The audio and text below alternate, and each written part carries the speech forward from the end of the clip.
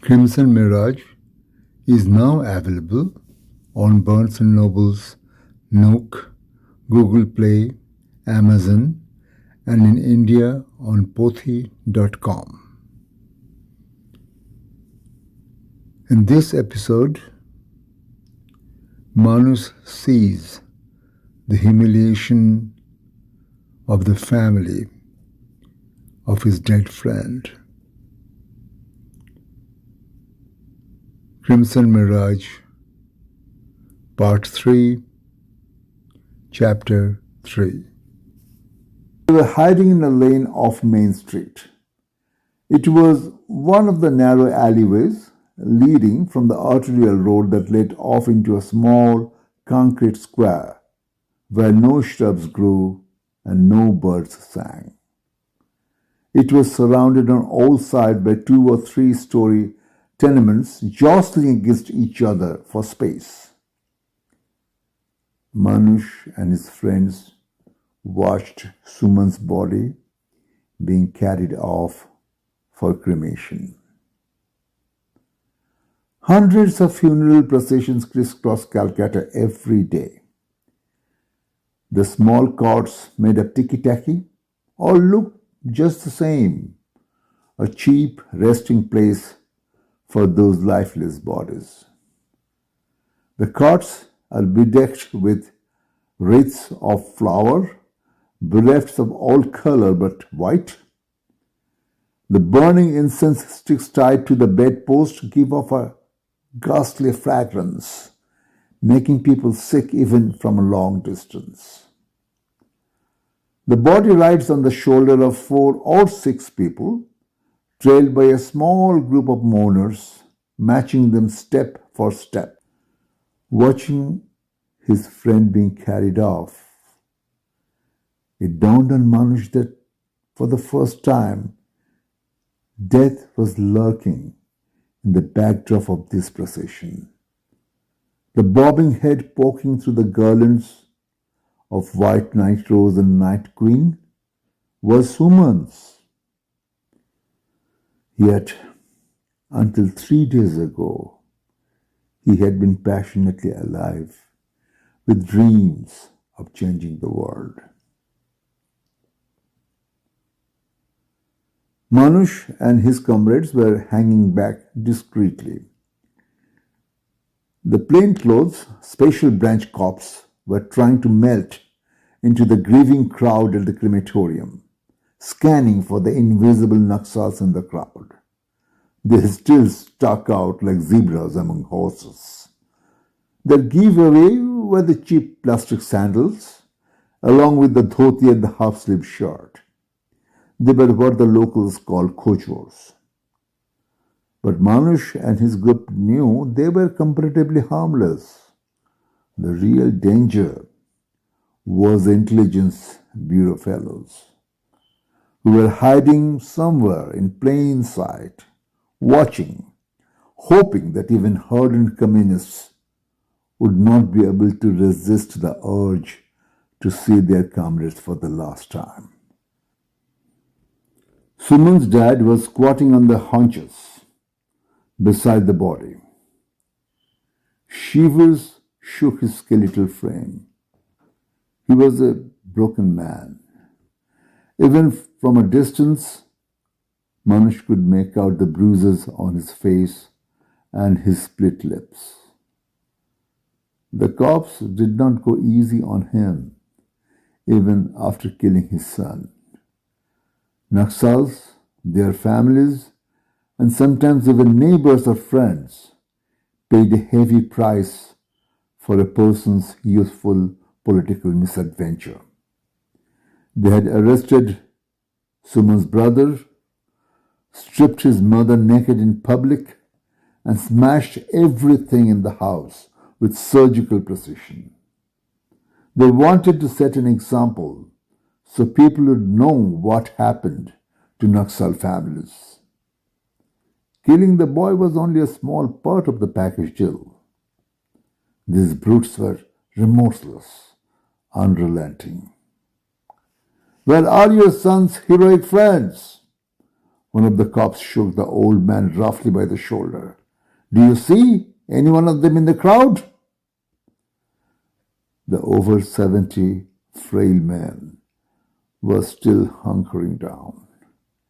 He stared with sightless eyes at a wall painted with stenciled image of Mao Zedong, captioned Naxalbari Lal Salam, red salute to Naxalbari.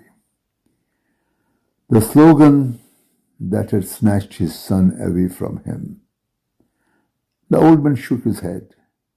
Hey, you son of a swine, I'm speaking to you. Look around, or I will slap you so hard, I will take out all your remaining teeth. The man approached him menacingly. The old man folded his hands in helpless agony. He was shivering like a leaf. His tears had dried up, and his eyes were dry. I don't know any one of them, sir. They never came to our house. Please let me perform my son's last rites. The officer was restrained by a couple of his colleagues. He let out a guttural scream. He knows everything. It's just a charade to hide it. I will slap every tooth out of this fucker's mouth.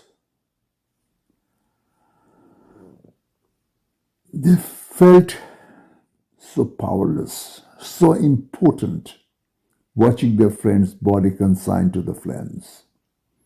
And yet, those insufferable bullies in khaki kept sniggering. One of them poked another in the belly. Those rats won't peep out of their holes. We will have to smoke them out. Anger frothed up inside them. To watch those murderers callously joking was more than Biplab could take. Tittering, smoking in front of the body of the person they had killed, jeering at the broken, grieving father. He wanted to jump in, break through the khaki cordon, to let Suman's family know that they were not alone. But no, that wouldn't do. They had been ordered not to. At least we should have tried. Biplab exploded at the meeting. We acted like cowards. Where was Chairman Mao's revolutionary heroism in all this? He could no longer hold back his impotent rage. Comrade Pranav surveyed the crowd of motley youths, mostly in their teens, pensively puffing at his pipe. Many considered the pipe a capitalist symbol. But the leader was unruffled. He argued that Comrade Lenin, Comrade Stalin, even Chairman Mao had sanctified the pipe as a fashion accessory to revolution. Comrades, you are letting your bourgeois loyalty and anger color your thoughts. We are all soldiers of the revolution. It has no place for personal anger or individual grief. Our only goal is to liberate the downtrodden, suffering masses of India through the shining path of your chairman, our chairman, China's chairman, Mao Zedong. Comrade Pranab closed-fisted his palm in a rage salute and struck a pose, which would have seemed almost comical if the times were not so grim. As if by Pavlovian reflex, all in the group put their hands up in a power salute. The room reverberated with, "Long live Chairman Mao! Long live the revolution!" Comrade Pranab continued. Comrade Suman has honorably trotted upon the glorious path of revolutionary sacrifice. His name will be etched in golden letters in the annals of the history of the liberation of the working class. But Do not fall victim to petty bourgeois anger and revenge. I am hurt and outraged by the humiliation of the hero's family just the same as you all. But reacting blindly to our emotions due to a perceived sense of loyalty will make us fall into the revolutionary trap. We are loyal only to your chairman, my chairman, China's chairman, Comrade Mao.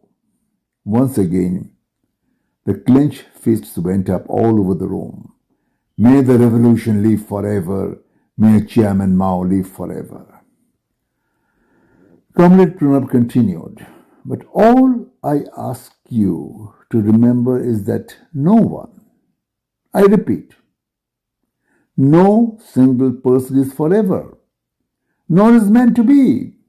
After you're gone, as Comrade Suman so honorably did, there will be others like you treading upon the same glorious path of emancipation from the human bondage, from the yoke of capital tyranny. May the revolution live forever. Long live Chairman Mao. The bare walls of the North Calcutta house had resonated in a hollowed echo. Biplab came out of the room, face flushed, tears rolling down his cheeks. He swore silently through clenched teeth. We will get to you dogs someday. Not only slit your throats, we'll even drench your family with your blood. Yes, they got their revenge. But it was not until much later that Manush found out that those they killed were just like their comrades. Even their blood was of the same color. It oozed out of their bodies and clotted like the black tar on the streets, just as Suman's had. Their dads sat helplessly by the bodies of their murdered sons. Their mothers beat their chest in grief. Their wives wailed, cursing the butchers. Children hugged the lifeless bodies of their fathers, just like the families of many of their comrades. Manush pressed his fists to his eyes. He pushed them hard, desperately trying to block out the sights of spurting blood and sounds of helpless wailing. But that happened many months after Suman was gunned down.